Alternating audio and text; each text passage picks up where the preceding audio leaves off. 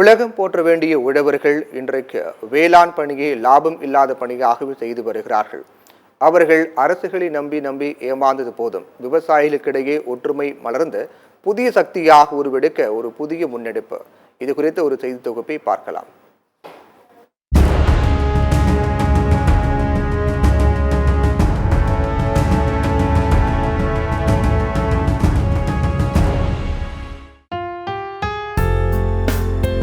நமக்கெல்லாம் உணவளிக்கும் உழவர்களை நாட்டின் முதுகெலும்பு என்று சொல்லியே அவர்களின் பிரச்சனைகளை எட்டி பார்க்க முடியாத அளவிற்கு முதுகிற்கு பின்னால் வைத்து விட்டார்கள். சுதந்திர இந்தியாவில் விவசாயிகளின் வருமானம் அவர்களை விடாப்பிடியான வறுமை மற்றும் கடன் சுமைக்கு தள்ளுகிறது. விவசாயிகள் வருமானத்தை அதிகரிக்கவும் நிலைப்படுத்தவும் மத்திய மாநில அரசுகள் பல்வேறு நடவடிக்கைகளை எடுத்தாலும் விவசாயிகளின் நிலைமை, குறிப்பாக சிறு குறு விவசாயிகளின் ஏழ்மையும் மாறவில்லை, கடன் சுமையும் குறையவில்லை. இனி அரசுகளை நம்பியிருக்காமல் விவசாயிகளின் வருமானத்தை பெருக்க காமராஜர் சமூக நீதி அமைப்பும் டெல்லியில் உள்ள பொருளாதார வளர்ச்சி மற்றும் நலன் அறக்கட்டளையுடன் இணைந்து புதிய யுக்தியை உருவாக்கியுள்ளது. இதையொட்டி சென்னை கோயம்பேட்டில் தமிழ்நாடு விவசாயிகள் சந்திப்பு நிகழ்ச்சி நடைபெற்றது. இதில் விவசாயிகள், வேளாண் சார்ந்த தொழில் முனைவோர்கள், வேளாண் துறை அதிகாரிகள் மற்றும் ஓய்வு பெற்ற அதிகாரிகள், வேளாண் பொருட்களை மதிப்பு கூட்ட உதவும் இயந்திரம் சார்பில் அதன் அதிகாரிகள் கலந்து கொண்டனர். இதில் பேசிய ரிசர்வ் வங்கியின் முன்னாள் இயக்குநரும் காமராஜர் சமூக நீதி பேரவை தலைவருமான சுவாமிதாஸ் புள்ளி விவரங்களுடன் பல தகவல்களை பகிர்ந்து இனி விவசாயிகள் செய்ய வேண்டியதை விளக்கினார். சூப்பர் மார்க்கெட் போகும்போது அரை கிலோ கேழ்வரகு 60 ரூபாங்கிறாங்க. விவசாயிகிட்ட வாங்குறதுல இருந்து டபுள் இங்கே விற்கிறாங்க. இதுக்கு இடையில கொஞ்சம் பேர்கிட்ட போகுது. நாங்கள் சொல்கிறது இதை விவசாயிகிட்ட செய்ய சொல்லுவோம், அவ்வளோ முடிஞ்சு போச்சு. அதான் ஸ்ட்ராட்டஜி. ஆனால் இதுக்கு நிறைய வேலை இருக்குது. சொல்கிறது ஈஸியாக இருக்கும், அப்போ எல்லாரையும் ஒருங்கிணைத்து அதை செய்ய முடியும். இதில் விவசாயிகள் கேள்விகளுக்கு சுவாமிதாஸ் காரசாரமான பதில்களை அளித்தார். விவசாயிகளை, சிறு குறு விவசாயிகளை ஒருங்கிணைத்து ஒரு குழுவாக்கி அவர்களின் விளைபொருட்களை மதிப்பு கூட்டவும் அவர்களுக்கு கட்டுப்படியான விலை கிடைக்க வேண்டும் என்பதே இந்த கருத்தரங்கின் நோக்கம். இந்த முயற்சியை முன்னெடுக்கும் போது எதிர்வரும் பிரச்சனைகள், சவால்கள் என்ன, அதனை எதிர்கொள்வது எப்படி, சந்தைப்படுத்துவது எப்படி, இதில் கார்ப்பரேட் சதியை முறியடிப்பது எப்படி என்பது குறித்து விவாதிக்கப்பட்டது. பல கிராமங்களில் உள்ள தனிப்பட்ட விவசாயிகளை ஒரு குழுவாக உருவாகலாம். ஒரு பொதுவான இடத்தில் மதிப்பு கூட்டப்பட்ட பொருட்களை தயாரிப்பதற்காக, சரியா, குளிர்பதன கிடங்கு, அதை சந்தைப்படுத்துதல் ஏற்பாடு. ஏன்னா அதை அங்கே விவசாயி செய்த பிறகு ஒரு சின்ன விவசாயி அவன் போய் விற்றுக்கிட்டு இருக்க முடியாது. இப்போது ஒரு காமனாக ஒரு மார்க்கெட்டிங், ஒரு ஸ்ட்ராட்டஜி, ஒரு இது இருக்கணும். விற்பனையில் கிடைக்கும் வருமானம் மதிப்பு கூட்டப்பட்ட பொருட்களை தயாரிப்பதற்கு வழங்கப்படும். அளவுக்கு ஏற்ப தனிப்பட்ட விவசாயிகளுக்கு விநியோகம் எவ்வளோ கொடுக்குறாங்களோ, ஒரு மூடை கொடுத்தா அதுக்குரியாது. கருப்பட்டி உற்பத்தி செய்யும் பனை தொழிலாளர்களின் உற்பத்தியை அதிகரிப்பது எப்படி, அவர்கள் ஏன் குறைந்த விலைக்கு இடைத்தரகரிடம் விற்கும் நிலைக்கு தள்ளப்படுகிறார்கள் என்பது குறித்து விவரிக்கிறார் பனை சார்ந்த ஆராய்ச்சியாளர் கிருபாகரன். கடலாடி தாள்கள் அப்படி போயிருந்தோம். ஒரு பனையேறி போய் சந்திச்சோம். ஒரு நாளைக்கு ஒரு 60 பனை 70 பேர் ஏறணும்னா 2 ட்ரிப் ஏறணும். வரும் காலையில் ஒரு ட்ரிப் ஏறணும், ஈவினிங் ஒரு ட்ரிப் ஏறணும். அவனுடைய வேலை. அவங்க குடும்பத்தில் 4 பேர் உழைப்பாங்க. அதுக்கு அவன் ஒரு 20 கிலோ கருப்பட்டி உற்பத்தி பண்ணுறான்னா அவன் வந்து 170 ரூபா ரேஞ்சில் அவங்கள்ட்ட வந்து உள்ளூர் வியாபாரிகள் ஈவினிங் ஆனால் அந்த வேன் வரும், அவங்ககிட்ட அந்த 20 கிலோ அளந்து கொடுத்துட்றாரு. முன்பணமாக அவர்கிட்ட 2 லட்சம் 3 லட்சம் வாங்கியிருப்பார். வேறு யார்ட்டையும் விற்க முடியாது. அவருடைய டியூட்டி அந்த ஒரு 9 மாதம் 8 மாதம் சீசன் இருக்குன்னா 8 மாதமும் அவருக்கு தான் கருப்பட்டி கொடுக்க வேண்டிய சூழ்நிலை. அடுத்தவங்களுக்கு யாரும் கொடுக்க முடியாது. 170 ரூபா. அந்த 170க்கு லோக்கல் பர்ச்சேஸ் வந்து 180 ரூபாய்க்கு பண்ணுறாங்க லோக்கல் உள்ளூர் வியாபாரிகள். அதுக்கு சாயல்குடி போயிடுறாங்க. அங்கே போனால் 200 ரூபாய்க்கு விற்கிது. ஒரே நாளில் 200 ரூபாயிலேருந்து திருப்பி வந்து மெட்ரோ சிட்டி வருது. இது தஞ்சாவூர், திருச்சி, சென்னை அப்படி இப்படி வர்றப்ப அங்கே வந்து ஒரு 300 சில்லறைக்கு வருது. ஆனால் இங்கே விற்கிறது வந்து ஒரு 400 ரூபா ரேஞ்சில் விற்கிறாங்க. பனை ஏற வந்து சிரமம் போய் பார்த்தீங்கன்னா தெரியும், ஃபுல்லாக கருப்பாக இருக்கும். அவனுடைய உழைப்பு வந்து 170 ரூபாயிலே முடிஞ்சிடுது. ஆனால் அவனுடைய பலன் வந்து வேற எங்கேயும் போய் அவங்களுடைய வாழ்வாதாரத்தை மேம்படுத்துறதுக்காக இந்த விஷயத்தை நாங்கள் அவங்கள்ட்ட கேட்டு தெரிஞ்சுக்கிட்டோம். அவங்கள்ட்ட போய் கேட்டோம், ஐயா நீங்கள் பதநீரை வந்து நீங்கள் வந்து ஒரு ஒரு குறிப்பிட்ட லிட்டரு நாங்கள் ஒரு பால் பூத்து மாதிரி ஒரு வேன் வந்து டெய்லி கலெக்ட் பண்ணிக்கிறோம். ஒரு 5 கிராமத்தை ஒவ்வொரு இடத்துலையும் ஒரு 5 பேர் ஒன்றா சேர்ந்து ஒரு 50 பேரை ஒரு 30 பேரை உருவாக்கி நாங்கள் அதை வந்து கலெக்ட் பண்ணிக்கிறோம். அதில் ஒரு சென்டர் போட்டு நம்ம கருப்பட்டியை காய்ச்சி பேக் பண்ணி மெட்ரோ சிட்டிக்கு டைரெக்டாக கொடுக்கலாம் அப்படின்னு சொல்லி அவங்கள்ட்ட கேட்டோம். அதில் ஒரு 20 பேரில் ஒரு 2 பேர் தான் சம்மதிச்சாங்க கொடுக்குறது. ஏன்னா நாங்கள் ரெகுலராகவே 2 லட்சம் 3 லட்சம் வாங்கியிருக்காங்க, நீங்கள் கொடுக்க மாட்டீங்க அப்படின்னு சொல்லி. அவங்க ஐயா சொன்ன மாதிரி இவனுடைய பலனை அவன் அனுபவிச்சிட்டான்னா அப்புறம் எல்லாரும் ஓடி வந்துடுவாங்க. அது ஒரு சூழ்நிலை. பணம் உங்களுக்கு 1 கோடி பணம் இடத்துல 10% தான் அவங்க பயன்படுத்துகிறாங்க. இன்னும் 90-95 லட்சம் பணம் அப்படியே இருக்குதுங்க. அதற்கான மேல் கருவியாக அவன் ஏன் பண்ணலான்ற ஒரு ஆராய்ச்சியும் பண்ணணும். அதுக்கான முயற்சி அவங்களுக்கு என்ன அது இந்த மாதிரி விலை கிடைச்சதுன்னா கண்டிப்பாக எல்லாருமே குடிசை தொழில் மாதிரி பண்ண ஆரம்பிச்சிடுவாங்க அப்படின்னு என்னோட நம்பிக்கை. மதிப்பு கூட்டாமல் எந்த பொருளையும் உலக சந்தைக்கு எடுத்துச் செல்ல முடியாது. 80க்கும் மேற்பட்ட பொருட்களை மதிப்பு கூட்டி வெளிநாடுகளுக்கு ஏற்றுமதி செய்யும் டாக்டர் ரஞ்சித், எந்த வகையான மூலிகை செடிகள் இருந்தாலும் விளைவித்து எங்களுக்கு கொடுங்கள், அதை நீங்கள் சொல்லும் விலைக்கே வாங்கிக் கொள்கிறேன் என்று கூறுகிறார். துளசி, தூதுவளை, வில்வ இலை, கண்டங்கத்திரி, வாதநாராயணம், முடக்கத்தான்ல இருந்து ஆரம்பிச்சு, நிலவேம்பில இருந்து ஆரம்பிச்சு, சரியா, மஞ்சள்ல இருந்து மஞ்சள்ல நான் ஆயில் தயாரிக்கிறேன். நான் ஏன்னா பேசிக்கா நான் ஒரு டாக்டர். நான் மெடிசனாவே கிட்டத்தட்ட ஆப்பிரிக்கன் கண்ட்ரிஸுக்கு ஒரு 70 வகையான நோய்க்கு நான் மருந்து தயாரிக்கிறேன். புளியங்கொட்டை இருக்குல்ல, அதுல சமீபத்தில் ஒரு பெரிய ரிசர்ச் பண்ணி இப்போ கால்சியம் டெபிஷியன்சிக்கு பெரிய லெவலில் அது ஃபுட்டா கொடுக்குற அளவுக்கு கொண்டு வந்தாங்க. அதாவது எதெல்லாம் வேஸ்ட்னு தூக்கி போடுறோமோ அதெல்லாம் இன்னைக்கு அவ்வளோ இன்டர்நேஷனல் மார்க்கெட்டுக்கு டிமாண்ட் இருக்கு. ஏன்னா ஆஃப்டர் கொரோனா அவங்களுடைய நேச்சுரல் இம்யூனிட்டி ஃபுல்லாகவே லாஸ் ஆயிடுச்சு. அதை பேலன்ஸ் பண்ணுறதுக்கு இந்த மாதிரி ட்ரெடிஷ்னல் கண்ட்ரியில் இருக்கக்கூடிய சீட்ஸ் மட்டும்தான் அவங்கள அதை ரெஜுனேட் பண்ணி அவங்கள அடுத்த நிலைக்கு எடுத்துகிட்டு போகுது.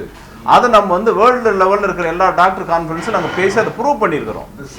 இதில் யாராவது விவசாயிகள் இருந்தீங்கன்னா சில குறிப்பிட்ட பொருள்கள் எந்த ஒரு ஹெர்பலாக இருந்தாலும் சரி இருந்ததுன்னா சொல்லுங்க, அது நாங்கள் வேர்ல்டு மார்க்கெட்டுக்கு நாங்கள் எடுத்துகிட்டு போகிறோம். விவசாயிகளுக்கு உள்ள இடர்பாடுகளை களைய அரசுகளுக்கும் விவசாயிகளுக்கும் ஒரு பாலமாக இந்த ஆலோசனை அமையும் என தமிழ்நாடு விவசாயிகள் சங்க கூட்டு இயக்க பொதுச் செயலாளர் ரவீந்திரன் தெரிவித்தார். நீங்க வருமானத்தை கூட்டுவதாக பேசுவதை வரவேற்கிறேன். வருமானம் வேண்டும், அது வாழ்வாதாரத்தை பாதுகாக்க வேண்டும். என்னுடைய வேண்டுகோள், விவசாயத்தில் எங்களுக்கு இருக்கக்கூடிய இடர்பாடுகளை உங்கள் செல்வாக்கை பயன்படுத்தி அரசாங்கத்திற்கும் விவசாயிகளுக்கும் பாலமாக இருந்து அந்த இடர்பாடுகளை களைவதற்கான தூதுவர்களாக நீங்கள் செயல்பட வேண்டும் என்பதுதான் என்னுடைய வேண்டுகோள். விவசாயத்தை பொறுத்த மட்டில் ஒரு தனி மனிதன் வெற்றி பெறுவது என்பது சாத்தியமில்லாத ஒன்று. விவசாயிகள் ஒன்றிணைந்தால் மட்டுமே வெற்றி அடைய முடியும். நீங்கள் வேல்யூ ஆர்டரை பற்றி பேசிட்டு இருக்கீங்க. விவசாயி உற்பத்தி பண்ண பொருளோட வேல்யூவே தெரியாமல் இருக்காங்கிறத நம்ம புரிஞ்சுக்கணும். இன்னொரு விஷயத்தை சொல்கிறேன், இயற்கையோடு போராடிட்டு இருக்கோம் கடற்கரையோர பகுதிகளெலாம். இப்போ நிறைய பிரச்சனைகள் இருக்குது விவசாயிகளுக்கு. அந்த இப்போ காவிரி பிரச்சனை எடுத்துங்க, 3 மாதம் தண்ணி. எனக்கெல்லாம் பேர் காலால் மடத்தாடுறாள்னு பேர். நாங்களாம் மம்டிலாம் இட்டு போனதில்லை, எனக்கு விவரம் தெரிஞ்ச நாளில். ஆனால் அந்த 20 வருஷத்தில் தண்ணிக்கு நாங்கள் படுற கஷ்டம் எதுவுமே இல்லை. இன்னொரு விஷயத்தை சொல்கிறேன், இயற்கையோடு போராடிட்டு இருக்கோம் கடற்கரையோர பகுதிகளெலாம்.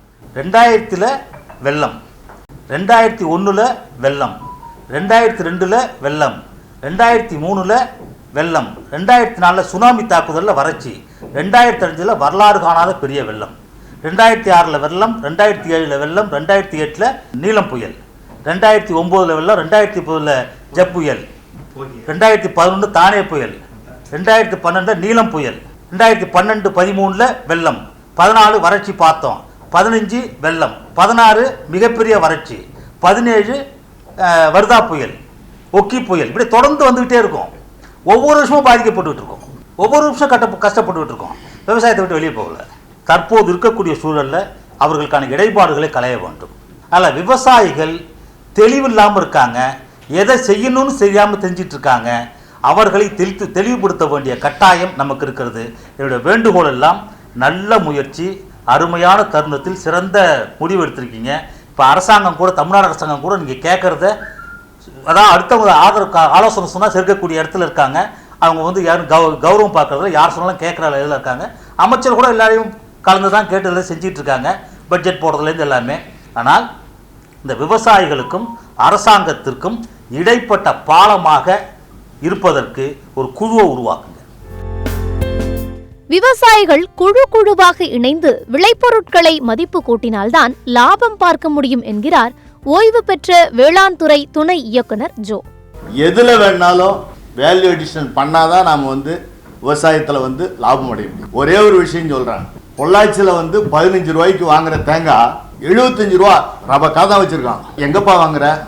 பொள்ளாச்சியில். என்ன விலை? 50 ரூபா சார். அப்பட்டமாக போய் சொல்கிறான், 75 ரூபா விற்கிறாங்க.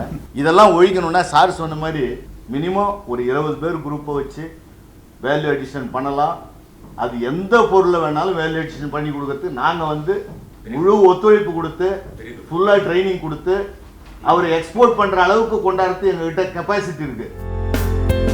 நம் தமிழ்நாட்டில் உற்பத்தியாகும் விளைபொருட்களில் வெறும் 2% மட்டுமே மதிப்பு கூட்டுகிறோம். இந்த நிலை மாற வேண்டும் என்கிறார் தோட்டக்கலைத்துறை உதவி இயக்குனர் சிவகுமார்.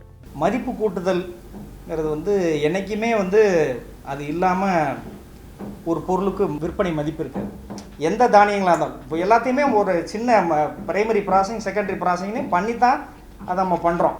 வாட்டர்மெலனில் என்ன தயாரிக்க முடியும்? ஒரு குரூப்பாக சேர்ந்து செய்யுங்கன்னு சொல்லிட்டு 60 லட்ச ரூபா காசை வேற கொடுத்துட்டோம்.